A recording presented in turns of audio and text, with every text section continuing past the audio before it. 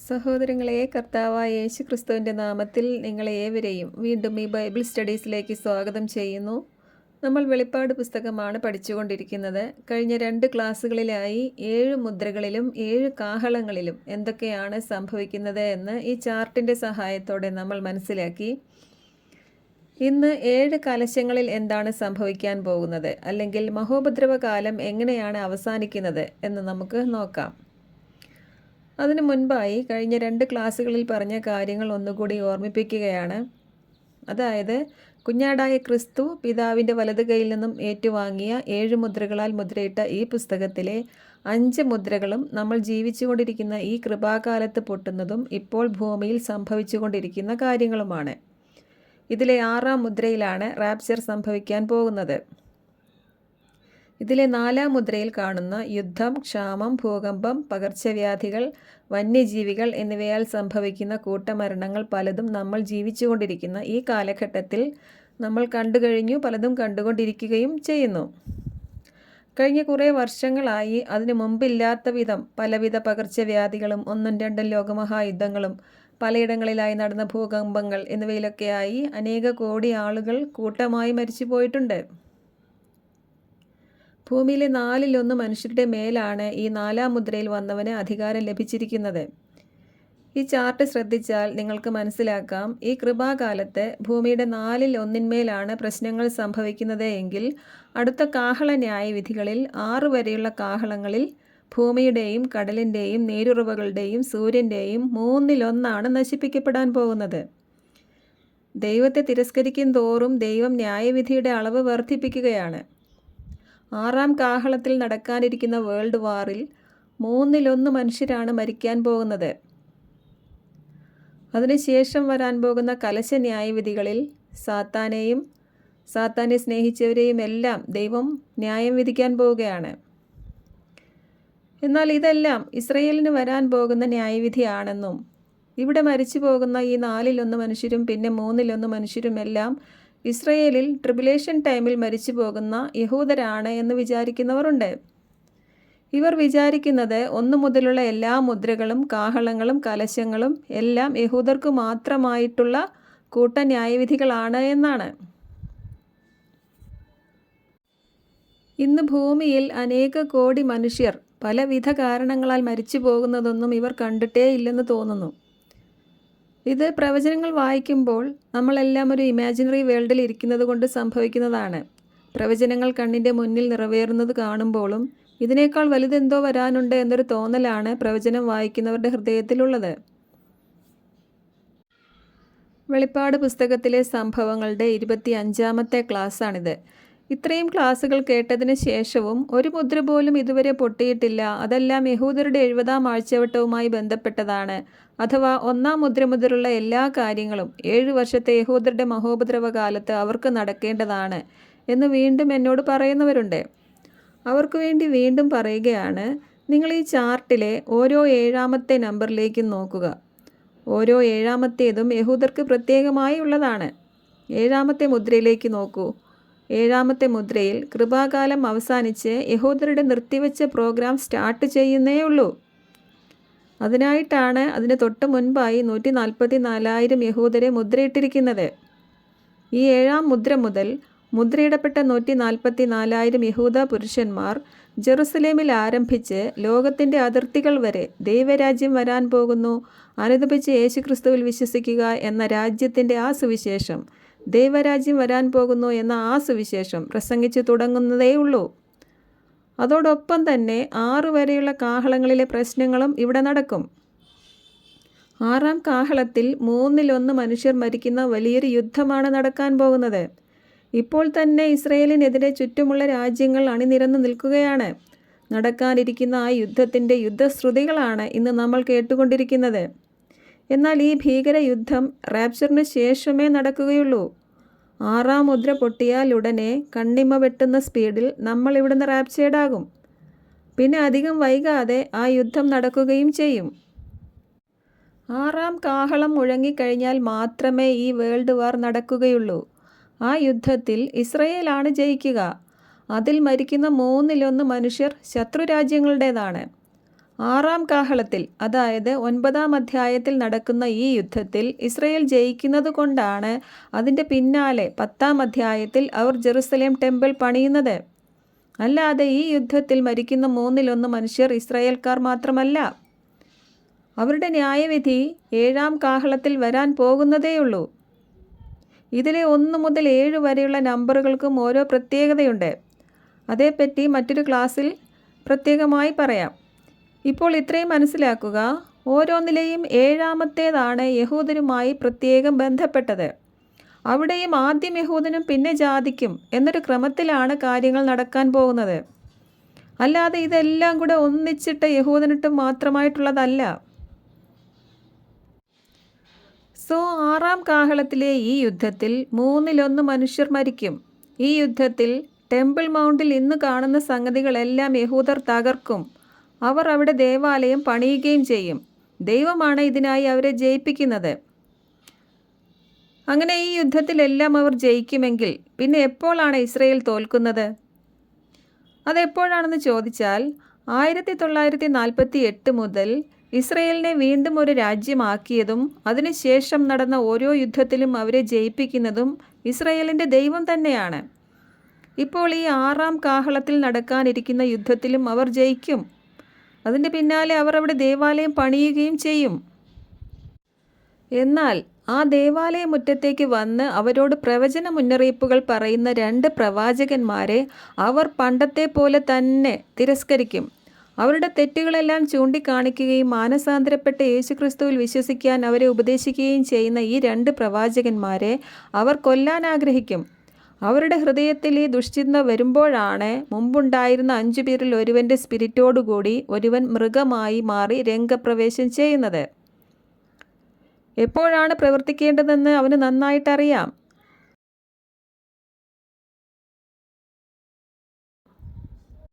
അങ്ങനെ യേശുക്രിസ്തുവിനെയും അപ്പസ്തോലന്മാരെയും ഏൽപ്പിച്ചു കൊടുത്തതുപോലെ യഹൂദർ ഈ 2 പ്രവാചകന്മാരെയും മൃഗത്തിന് ഏൽപ്പിച്ചു കൊടുക്കും. മൃഗം അവരെ കൊല്ലുകയും ചെയ്യും. അതോടുകൂടെയാണ് യഹൂദർ തോൽക്കാൻ പോകുന്നത്. ഇത്രയും ദിവസം പിതാക്കന്മാർക്ക് കൊടുത്ത വാഗ്ദാനം നിറവേറ്റേണ്ടതിന് ദൈവം അവരെ വീണ്ടും കൂട്ടിവരുത്തി അവരെ പവർഫുള്ളായ ഒരു രാജ്യമാക്കി ശത്രുക്കളുടെ ഇടയിൽ അവരെ വാഴിച്ച ദൈവം ഇപ്പോൾ മുതൽ അവരെ വീണ്ടും കൈവിടും.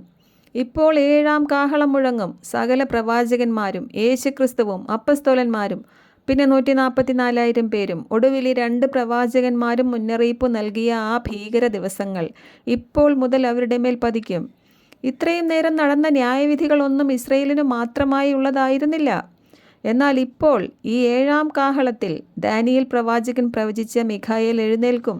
സാത്താനെയും അവൻ്റെ സകല ദൂതന്മാരെയും ഭൂമിയിലേക്ക് വലിച്ചെറിയുകയും ചെയ്യും. ഇപ്പോൾ മുതലാണ് അവരുടെ ഈറ്റുനോവ് അഥവാ പ്രസവ വേദന തുടങ്ങുന്നത്. അവരുടെ ആദ്യഫലമായ 144,000 പേരെ ഈ സമയത്ത് ഇസ്രായേൽ പ്രസവിക്കുകയും അവർ മുദ്രയിടപ്പെട്ടവർ ആയതുകൊണ്ട് സാത്താൻ വരുന്നതിന് തൊട്ട് മുൻപായി സാത്താൻ്റെ കൈകളിൽ പെടാതെ അവർ സ്വർഗത്തിലേക്ക് റാപ്ചർ ആവുകയും ചെയ്യും. എന്നാൽ അവരെ പ്രസവിച്ച ഇസ്രായേൽ എന്ന സ്ത്രീ ഇപ്പോൾ മുതൽ ഗ്രേറ്റ് ട്രിബുലേഷനിൽ പെടാൻ പോവുകയാണ്. മുന്നറിയിപ്പുകൾ മനസ്സിലാക്കിയ അവരിലെ കുറേ പേർ 144,000 പേർ റാപ്ചറായ ഉടനെ തന്നെ അപകടം തിരിച്ചറിഞ്ഞ് അവിടെ നിന്നും ഓടി രക്ഷപ്പെട്ടിട്ടുണ്ടാകും. പെട്ടെന്ന് അവിടുന്ന് രക്ഷപ്പെടാൻ തയ്യാറായവർക്ക് 3.5 വർഷത്തേക്ക് ദൈവം ഒരുക്കിയ ഒരു സങ്കേത സ്ഥലമുണ്ടാകും. അതെവിടെയാണെന്ന് ബൈബിളിൽ പറഞ്ഞിട്ടില്ല. ദൈവം പറഞ്ഞു തന്നിട്ടില്ലാത്ത ആ സ്ഥലത്തെക്കുറിച്ച് നമ്മൾ സംസാരിക്കേണ്ട ആവശ്യമേ ഇല്ല. അങ്ങനെ ഒരു കൂട്ടർ അവിടെ നിന്നും ദൈവം ഒരുക്കിയ ആ സ്ഥലത്തേക്ക് രക്ഷപ്പെട്ടു പോകും. എന്നാൽ കാര്യങ്ങൾ മനസ്സിലാക്കിയെങ്കിലും തക്ക സമയത്തോടി രക്ഷപ്പെടാൻ കഴിയാതെ അവിടെ പെട്ടുപോയ കുറേ പേർ ഇപ്പോൾ അവിടെ ശേഷിച്ചിരിക്കും. അവർ യേശുക്രിസ്തുവിലുള്ള വിശ്വാസം ഏറ്റുപറഞ്ഞ് ഈ സമയത്ത് പീഡിപ്പിക്കപ്പെട്ടും തലഛേദിക്കപ്പെട്ടും രക്ഷയിലേക്ക് പ്രവേശിക്കും. അവരെയാണ് 15-ാം അധ്യായത്തിൽ സ്വർഗത്തിലെ പളുങ്കുകടലിൽ നിൽക്കുന്നതായി കാണിക്കുന്നത്. ഇവരാണ് പീഠാകാല രക്തസാക്ഷികൾ. അവർ മോശയുടെയും കുഞ്ഞാടിൻ്റെയും പാട്ടുകളാണ് പാടുന്നത്. എന്താണ് അതിൻ്റെ അർത്ഥം? അവർ ഇസ്രായേൽ മക്കളും ന്യായപ്രമാണത്തിൻ്റെ കീഴിലുള്ളവരുമാണ്. എന്നാൽ ഒരു മഹാപുരുഷാരമായി ഇതിനെല്ലാം മുൻപ് അവിടെ എത്തിയ നമ്മൾ അവിടെ പാടിയത് എന്താണ്? ദൈവത്തിൻ്റെയും കുഞ്ഞാടിൻ്റെയും ദാനമാണ് രക്ഷ എന്നാണ് നമ്മൾ പറഞ്ഞത്. ഇങ്ങനെ വെളിപ്പാട് പുസ്തകത്തിൽ കാണുന്ന ഓരോ കാര്യങ്ങളെയും റൈറ്റ്ലി ഡിവൈഡ് ചെയ്യാൻ കൂടി നമ്മൾ പഠിക്കണം. ശ്രദ്ധിക്കുക, 7 വർഷത്തെ മഹോപദ്രവ കാലത്ത് 3 കൂട്ടം യഹൂദരാണ് രക്ഷിക്കപ്പെടുന്നത്. ഒന്നാമതായി അവരിലെ ആദ്യഫലമായ 144,000 പേർ രക്ഷപ്പെടും. അവർ നമ്മളെപ്പോലെ റാപ്ചർ ആവുകയാണ്. അതായത് ഉഗ്രപീഡനത്തിന് തൊട്ട് മുൻപായിട്ടാണ് അവർ റാപ്ചർ ആവുന്നത്. ഇവരാണ് മഹോപദ്രവ കാലത്തെ ആദ്യഫലം. ഇവർ അവരിലെ ആദ്യഫലം ആയതുകൊണ്ട് അവർക്ക് മുൻപായി അവരിലെ ആരും സ്വർഗത്തിൽ കാണപ്പെടുകയില്ല. അപ്പോൾ മനസ്സിലാക്കുക, 7-ാം അധ്യായത്തിൽ കാണിച്ച എണ്ണിക്കൂടാൻ പറ്റാത്ത മഹാപുരുഷാരം മഹോപദ്രവകാലത്ത് രക്ഷിക്കപ്പെടുന്ന യഹൂദർ അല്ല. 144,000 പേർക്ക് മുൻപായി അവരിൽ നിന്നൊരു മഹാപുരുഷാരം സ്വർഗത്തിൽ എത്തുകയില്ല. കാരണം 144,000 പേരാണ് അന്നത്തെ ആദ്യഫലം. മാത്രവുമല്ല, 7-ാം അധ്യായത്തിൽ ഇവരെ മുദ്രയിട്ടിട്ടേ ഉള്ളൂ. വരാനിരിക്കുന്ന കാഹളങ്ങളിലെ പ്രശ്നങ്ങൾ അവരെ ബാധിക്കാതെ ലോകം മുഴുവനും ദൈവരാജ്യം വരാൻ പോകുന്നു എന്ന സുവിശേഷം എത്തിക്കാനായി 7-ാം അധ്യായത്തിൽ അവരെ മുദ്രയിടുന്നതേയുള്ളൂ. അതിനുശേഷം ഉടനെ കാണിക്കുന്ന സകല ജനതകളിലും ഗോത്രങ്ങളിലും രാജ്യങ്ങളിലും നിന്നുള്ള എണ്ണിക്കൂടാൻ പറ്റാത്ത മഹാപുരുഷാരം 2000 വർഷത്തെ കൃപാകാലത്തിൻ്റെ മക്കളാണ്. അതിന് തൊട്ട് മുന്നേ 6-ാം മുദ്രയിൽ റാപ്ചർ ആയവരുമാണ്. 6-ാം മുദ്രയിൽ റാപ്ചർ നടക്കുന്നത് കൊണ്ടാണ് 7-ാം അധ്യായത്തിൽ നമ്മളെ അവിടെ കാണുന്നത്. മാത്രവുമല്ല, അവിടെ എങ്ങും മഹോപദ്രവ കാലം ആരംഭിച്ചിട്ടേ ഇല്ല. നിങ്ങളുടെ ഹൃദയത്തിൽ ഇക്കാര്യങ്ങൾ ഉറയ്ക്കാൻ വേണ്ടിയാണ് ഞാനിത് വീണ്ടും വീണ്ടും പറയുന്നത്. ഇത് വെളിപ്പാട് പുസ്തകമാണ്. ഈ പുസ്തകത്തിലെ പ്രവചനങ്ങൾ സൂക്ഷ്മതയോടെ പഠിക്കേണ്ടവയും പഠിപ്പിക്കേണ്ടവയും കാത്തു സൂക്ഷിക്കേണ്ടവയുമാണ്. മരിച്ചുപോയവരും ജീവിച്ചിരിക്കുന്നവരുമായ കോടിക്കണക്കിന് മനുഷ്യരുടെ ഭാവി ഈ പുസ്തകത്തിലാണ് എഴുതി വച്ചിരിക്കുന്നത്. അതുകൊണ്ട് ഈ പ്രവചന പുസ്തകം തെറ്റായി പഠിപ്പിക്കുന്നവർ അതിൽ നിന്നും പിന്തിരിയുക. സ്വർഗത്തിൽ സിംഹാസനസ്ഥനായ ദൈവത്തിൻ്റെ വലത് കൈയിൽ നിന്നും കുഞ്ഞാട് 7 മുദ്രകളാൽ മുദ്രയിട്ട ഈ പുസ്തകം പോയി വാങ്ങുന്നതും മറ്റാർക്കും ആ പുസ്തകത്തിലേക്ക് നോക്കാൻ പോലും യോഗ്യതയില്ല എന്ന് പറഞ്ഞതും, അങ്ങനെ കുഞ്ഞാട് ഈ പുസ്തകത്തിലെ ഓരോ മുദ്രകൾ 1 മുതൽ 7 വരെ കൃത്യമായ ഓർഡറിൽ പൊട്ടിക്കുന്നതുമൊക്കെ എത്ര സീരിയസ് ആയിട്ടാണ് ഈ പുസ്തകത്തിൽ അവതരിപ്പിച്ചിരിക്കുന്നത്. അതുകൊണ്ട് ഈ പുസ്തകത്തെ സീരിയസ് ആയിട്ട് തന്നെ കണ്ടുകൊള്ളുക. ഇത് ദൈവം യേശുക്രിസ്തുവിന് നൽകിയ വെളിപ്പാടാണ്. ഇത് ഏറ്റവും ഒടുവിലായി നമുക്ക് നൽകപ്പെട്ട വെളിപ്പാടുമാണ്. ഇത് യഹൂദരുമായി ബന്ധപ്പെട്ട പുസ്തകം മാത്രമാണെന്ന് വിചാരിക്കേണ്ട. ഇതിൽ യഹൂദരുടെ കാര്യങ്ങൾ മാത്രമല്ല എഴുതിയിരിക്കുന്നത്. ഇതിൽ നമ്മളെല്ലാം അടങ്ങിയിട്ടുണ്ട്. നമ്മുടെ പ്രോഗ്രാമും നമ്മുടെ റാപ്ചറും എല്ലാം ഇതിൽ ഉൾക്കൊണ്ടിട്ടുണ്ട്. നമ്മൾ ജീവിച്ചിരിക്കുന്ന ഈ കാലഘട്ടത്തിൽ ഇപ്പോൾ നടക്കുന്ന സംഭവങ്ങൾ പോലും ഇതിൽ പ്രവചിച്ചു വച്ചിട്ടുള്ളവയാണ്. അതുകൊണ്ട് ഒരിക്കൽ കൂടി മനസ്സിലാക്കുക, യോഹന്നാൻ ഇത് കാണിച്ചു കൊടുത്ത കാലഘട്ടം മുതൽ ദൈവം മനുഷ്യരോട് കൂടെ വസിക്കാൻ പോകുന്ന അങ്ങ് നിത്യത വരെയുള്ള കാര്യങ്ങളാണ് ഈ പുസ്തകത്തിൽ അടങ്ങിയിരിക്കുന്നത്. ഇതിൽ 6-ാം കാഹളം മുഴക്കി കഴിയുമ്പോൾ മാത്രമേ 2 സാക്ഷികൾ വന്ന് 7 വർഷം മഹോപദ്രവ കാലം ആരംഭിക്കുകയുള്ളൂ. 6-ാം കാഹളത്തിൽ 3 കാര്യങ്ങളാണ് നടക്കുന്നത്. ആദ്യം 1/3 മനുഷ്യർ മരിക്കുന്ന യുദ്ധം നടക്കും. അതിനുശേഷം ജെറുസലേം ദേവാലയം പണിയപ്പെടും. അതിനുശേഷം 2 സാക്ഷികൾ 3.5 വർഷം ആ ദേവാലയമുറ്റത്ത് പ്രസംഗിക്കുകയും 3.5 വർഷത്തിന് ശേഷം കൊല്ലപ്പെടുകയും ചെയ്യും. അതോടെ 6-ാം കാഹളത്തിലെ കാര്യങ്ങൾ കഴിഞ്ഞ് 7-ാം കാഹളം മുഴങ്ങും. അപ്പോൾ മുതലാണ് അവരുടെ പ്രസവ വേദന അഥവാ ഉഗ്രപീഡനത്തിൻ്റെ 3.5 വർഷങ്ങൾ ആരംഭിക്കുന്നത്. 6-ാം കാഹളം മുഴങ്ങിക്കഴിയുമ്പോൾ ഞാൻ കണ്ടത് എന്ന് പറഞ്ഞു തുടങ്ങിയിട്ട് 7-ാം കാഹളം മുഴങ്ങി എന്ന് പറയുന്നത് വരെയുള്ള കാര്യങ്ങൾ 6-ാം കാഹളത്തിൽ നടന്ന കാര്യങ്ങളാണ് എന്ന് മനസ്സിലാക്കുക. ഓരോന്നിനും ഇടയിൽ ഇത് 6-ാം കാഹളത്തിൽ മുഴങ്ങിയപ്പോൾ കണ്ടതാണ് എന്ന് പറയേണ്ട ആവശ്യമില്ല. യോഹന്നാൻ ഓരോ നമ്പറിലും ഞാൻ കണ്ടത്, ഞാൻ കേട്ടത് എന്ന് പറഞ്ഞ് കണ്ടിന്യൂസ് ആയി എഴുതുകയാണ്. 10-ാം അധ്യായത്തിൽ നടക്കുന്ന കാര്യങ്ങൾക്കൊന്നും നമ്പറില്ല എന്ന് പറഞ്ഞ സംശയം പറഞ്ഞവർക്ക് വേണ്ടിയാണ് ഞാനിത് പറയുന്നത്. അതുകൊണ്ട് മനസ്സിലാക്കുക, 10-ാം അധ്യായത്തിലെ സംഭവങ്ങളും 6-ാം കാഹളം മുഴക്കിയ സമയത്ത് നടക്കുന്ന കാര്യങ്ങളാണ്. ഇനി ഇന്നത്തെ വിഷയത്തിലേക്ക് വരികയാണ്. 7 കലശങ്ങളിൽ എന്താണ് സംഭവിക്കുന്നത്, മഹോപദ്രവകാലം അവസാനിക്കുന്നത് എങ്ങനെയാണ് എന്നതാണ് ഇന്നത്തെ വിഷയം. അതിനു മുൻപായി 7 കാഹളങ്ങൾ അവസാനിച്ചപ്പോൾ എന്താണ് ഇസ്രയേലിൻ്റെ അവസ്ഥ എന്ന് നോക്കാം. അവരിലെ ആദ്യ ഫലമായ 144,000 പേർ സാത്താനെ വെട്ടിയിടുന്നതിന് തൊട്ട് മുൻപായി സ്വർഗത്തിലേക്ക് എടുക്കപ്പെട്ടു. ഉടനെ തന്നെ അവരിലെ കുറേ പേർ മരുഭൂമിയിലേക്ക് ഓടി രക്ഷപ്പെടുകയും ചെയ്തു. ഇപ്പോൾ മുതൽ 3.5 വർഷത്തേക്ക് ബാക്കിയുള്ളവർ സാത്താൻ്റെ ഭരണത്തിന് കീഴിലായിരിക്കുകയാണ്. അവരിലെ ആ ശേഷിച്ച കുറേ പേർ, അതായത് സത്യം ഗ്രഹിച്ചവരും യേശുക്രിസ്തുവിലുള്ള വിശ്വാസം ഏറ്റുപറഞ്ഞവരും ഈ സമയത്ത് ശിരച്ഛേദം ചെയ്യപ്പെടുകയും ചെയ്യും. ചുരുക്കത്തിൽ ഇപ്പോൾ ഈ സമയത്ത്, അതായത് ഈ 7 കലശങ്ങളുടെ സമയത്ത് ഇസ്രയേലിൽ ആരാണ് ബാക്കിയുള്ളത്? ദൈവത്തെ വിശ്വസിച്ചവരെല്ലാം അവിടുന്ന് പോയി കഴിഞ്ഞു. ഇപ്പോൾ അവിടെ ശേഷിച്ചിരിക്കുന്നത് 2 സാക്ഷികളെ മൃഗത്തിന് ഏൽപ്പിച്ചു കൊടുത്ത് അവരെ കൊല്ലാൻ കൂട്ടുനിന്നവരും അവരെ കൊന്ന മൃഗത്തെ അവരുടെ രക്ഷകനായി സ്വീകരിച്ചവരും അങ്ങനെ സാത്താൻ കൂടി പ്രവേശിച്ച ആ മൃഗത്തെ അവരുടെ രക്ഷകനും മശിഹയുമായി സ്വീകരിച്ച് മഹാവേശ്യയും മഹതിയാം ബാബിലോണുമായി മാറിയ ഇസ്രായേലിലെ ആ അവിശ്വസ്ത ഗ്രൂപ്പും പിന്നെ മൃഗവും വ്യാജപ്രവാചകനും അവൻ്റെ ആൾക്കാരും മാത്രമേ ഇപ്പോൾ അവിടെയുള്ളൂ. പിന്നെ ആരെങ്കിലുമൊക്കെ എവിടെയെങ്കിലും പേടിച്ച് ഒളിച്ച് ഇരിക്കുന്നുണ്ടെങ്കിലേ ഉണ്ടാവുകയുള്ളൂ. പ്രധാനമായും ഇപ്പോൾ അവിടെയുള്ളത് മൃഗവും അവൻ്റെ കൂടെ കൂടി വ്യഭിചരിച്ചു എന്ന് പറയുന്ന ഇസ്രയേലിലെ അവിശ്വസ്ത ഇസ്രയേൽക്കാരും മാത്രമാണ്. ഈ ചാർട്ടിലേക്ക് നോക്കുക. ഇതിൽ 7-ാം കാഹളത്തിൽ 144,000 പേരും 2 സാക്ഷികളും പോയതിനു ശേഷം 3 ദൂതന്മാർ ചില കാര്യങ്ങൾ വിളിച്ചു പറയുന്നുണ്ട്. അതിൽ ഒന്നാമത്തെ ദൂതൻ വിളിച്ചു പറയുന്നത്, ദൈവത്തെ ഭയപ്പെടുക, അവിടുത്തേക്ക് മഹത്വം നൽകുക, അവിടുത്തെ വിധിയുടെ സമയം വന്നു കഴിഞ്ഞു, ആകാശത്തെയും ഭൂമിയെയും സമുദ്രത്തെയും നീരുറവുകളെയും സൃഷ്ടിച്ച ദൈവത്തെ ആരാധിക്കുവിൻ എന്നൊരു മുന്നറിയിപ്പ് നൽകുകയാണ്. ഇത് ദൂതനാണ്, ആകാശത്തിൽ പറന്ന് നടന്നുകൊണ്ട് ദൂതനാണിത് വിളിച്ചു പറയുന്നത്, സകല ലോകത്തോടുമാണിത് വിളിച്ചു പറയുന്നത്. മൂന്നാമതൊരു ദൂതൻ ഉച്ചസ്വരത്തിൽ വിളിച്ചു പറയുന്നത്, ആരെങ്കിലും മൃഗത്തെയോ അതിൻ്റെ പ്രതിമയെയോ ആരാധിക്കുകയോ നെറ്റിയിലോ കയ്യിലോ മുദ്ര സ്വീകരിക്കുകയോ ചെയ്താൽ അവർ അഗ്നിയാലും ഗന്ധകത്താലും രാപ്പകൽ പീഡിപ്പിക്കപ്പെടുമെന്നാണ്. അതായത് വീണ്ടും ഒരു മുന്നറിയിപ്പ് നൽകുകയാണ് ദൂതന്മാർ വഴി. ഇതിനു ശേഷമാണ് അവിടെ മുദ്ര സ്വീകരിക്കാത്തവരെയും മൃഗത്തെ ആരാധിക്കാത്തവരെയും കൂട്ടമായി തലഛേദിക്കുന്നത്. അപ്പോൾ വ്യക്തമായ മുന്നറിയിപ്പ് വീണ്ടും വീണ്ടും കൊടുത്തതിന് ശേഷമാണ് ആ അവസാന കൊയ്ത്ത് നടക്കുന്നത്. ഇത് നമ്മൾ അവസാന കൊയ്ത്ത് എന്ന ക്ലാസ്സിൽ വിശദമായി പഠിച്ചതാണ്. അപ്പോൾ ഇതിനു മുൻപായി ശ്രദ്ധിക്കുക, ഇതിന് ഇടയിൽ രണ്ടാമതൊരു ദൂതൻ അതിനിടയിൽ വിളിച്ചു പറയുന്ന ഒരു കാര്യമുണ്ട്. മഹാബാബിലോൺ വീണുപോയി എന്നാണത്. മനസ്സിലാക്കുക, ഇസ്രയേലിലെ വിശ്വസ്തരായവരെല്ലാം ഇതിനകം അവിടുന്ന് മാറ്റപ്പെട്ടു.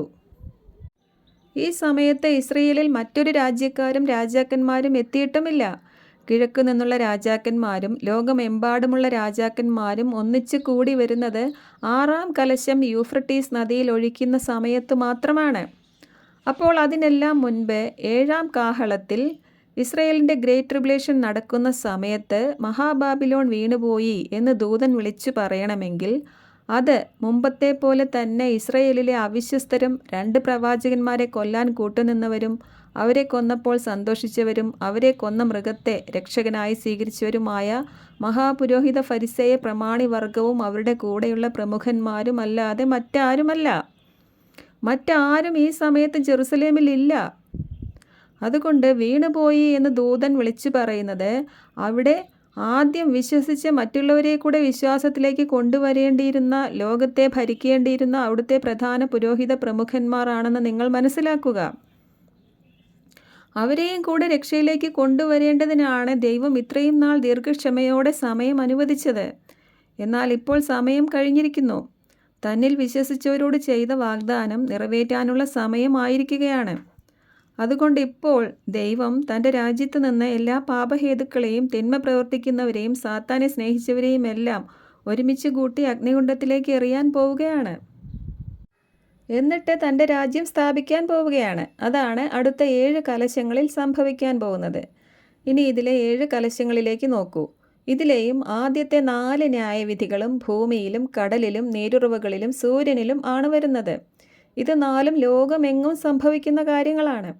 അതായത് ജെറുസലേമിലുള്ള യഹൂദരിലെ കുറേ പേർ മാത്രമല്ല, മൃഗത്തിൻ്റെ മുദ്രയേറ്റവരും അവനെ ആരാധിച്ചവരും.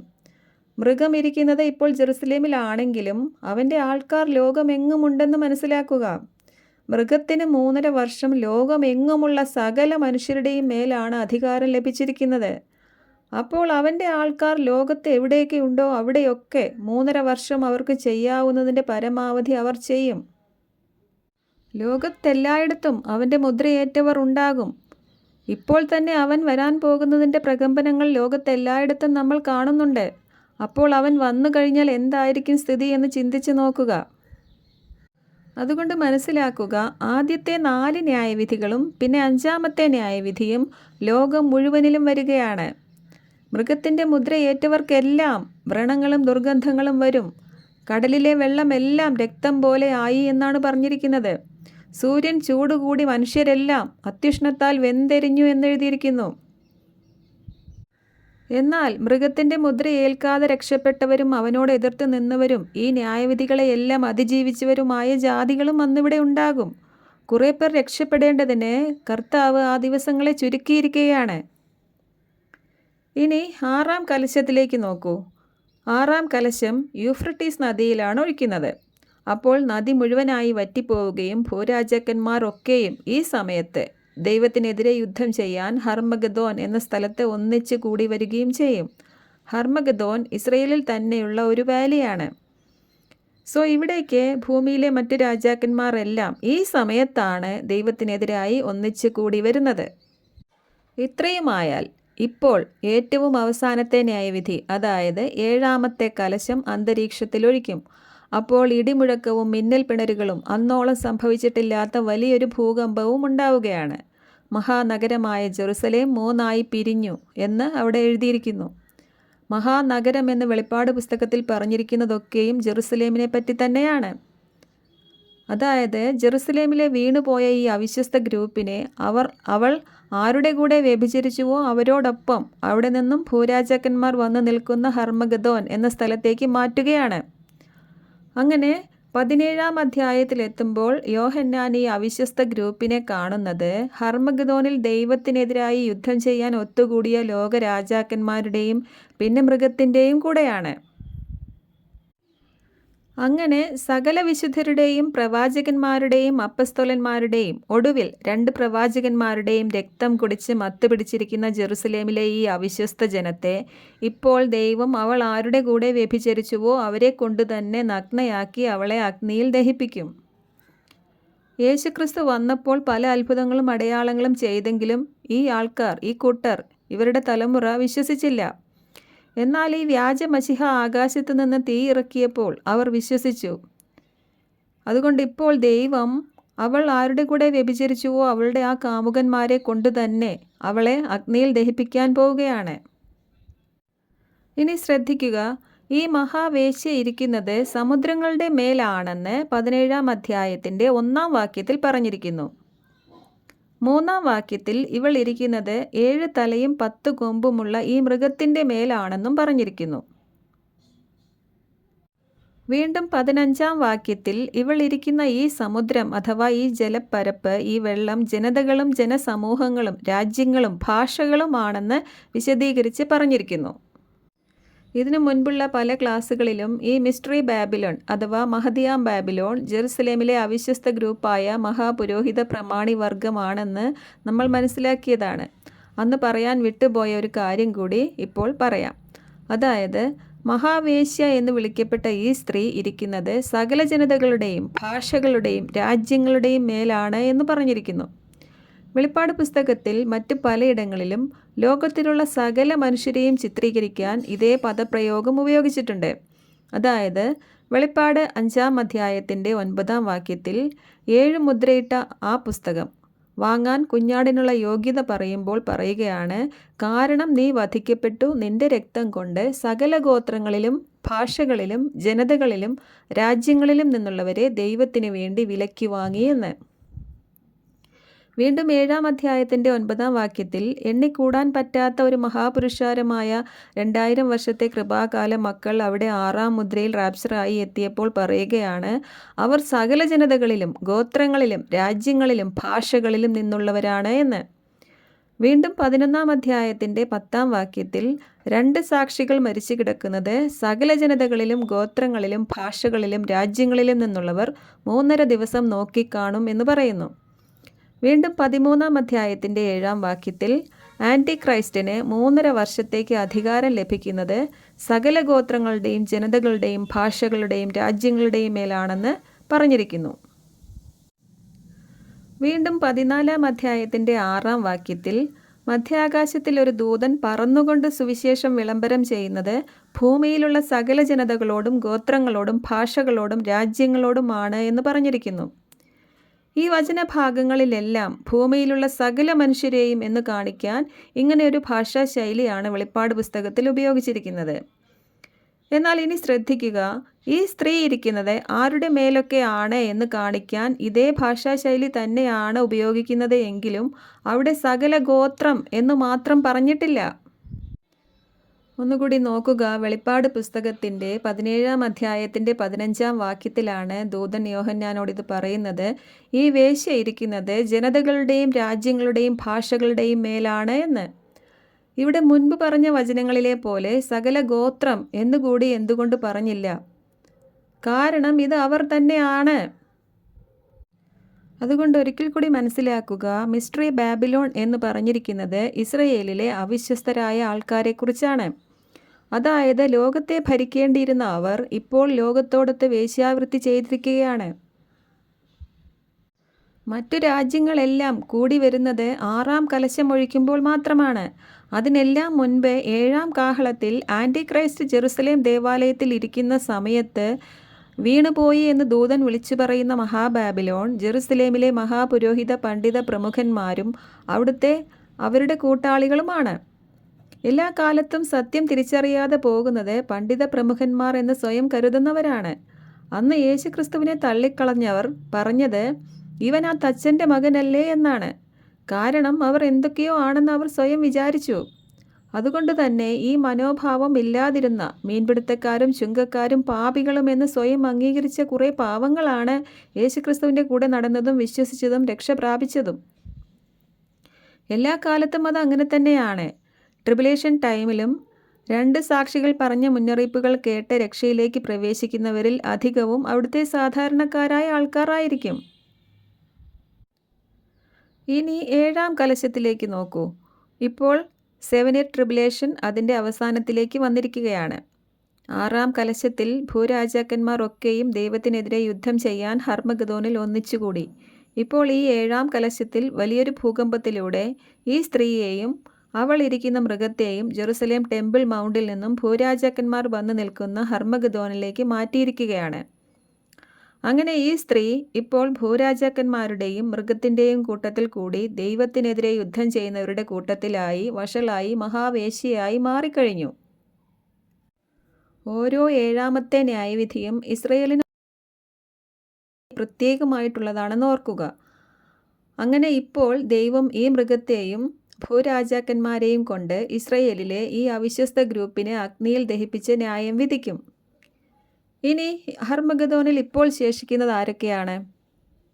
ഇപ്പോൾ അവിടെ ഭൂരാജാക്കന്മാരും മൃഗവും വ്യാജപ്രവാചകനും അവരുടെ കൂടെയുള്ള സകലരും, അതായത് അവരുടെ കൂടെയുള്ള സൈന്യാധിപന്മാരും ശക്തന്മാരുമായ കുറേ പേരാണ് ഇപ്പോൾ അവിടെ ശേഷിച്ചിരിക്കുന്നത്. അവരെയെല്ലാം ഒന്നിച്ച് ന്യായം വിധിക്കാൻ യേശുക്രിസ്തു ഇപ്പോൾ വെള്ളക്കുതിരപ്പുറത്ത് വരും. അങ്ങനെ 19-ാം അധ്യായത്തിലേക്ക് എത്തുമ്പോൾ യേശുക്രിസ്തുവിൻ്റെ സെക്കൻഡ് കമ്മിങ് എന്ന ചരിത്ര സംഭവം ഈ സമയത്ത് നടക്കും. ഈ വരവ് നടക്കുന്നത് ഇസ്രയേലിനോട് ആചരിക്കണമെന്ന് ദൈവം കൽപ്പിച്ചാക്കിയ 7 തിരുനാളുകളിൽ ഒന്നായ കാഹളത്തിരുനാൾ ദിവസമായിരിക്കും. ഇപ്പോൾ അവിടെ ശേഷിച്ച യഹൂദരെല്ലാം സത്യം തിരിച്ചറിഞ്ഞ് അവർ തങ്ങൾ കുത്തിയവനിലേക്ക് നോക്കി നിലവിളിക്കുന്ന സമയമാണ്. ഈ സമയത്ത് അവരുടെ മെശിഹ അവർക്ക് വേണ്ടി സ്വർഗത്തിൽ നിന്ന് ഇറങ്ങി വരും.